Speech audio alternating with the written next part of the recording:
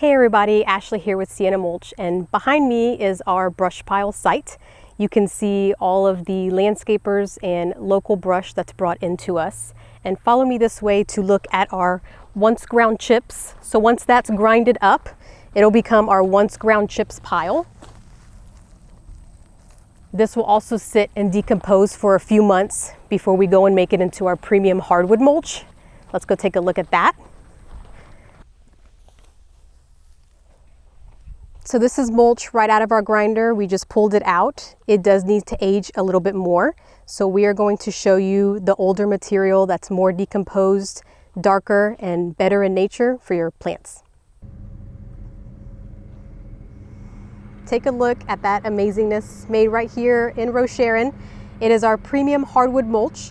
It's going to be very dark in color. So all the people that want that black dyed mulch color, you're able to get this organically and naturally. It's also a great weed suppressor. It also keeps your plants cold in the summer and warm in the winter.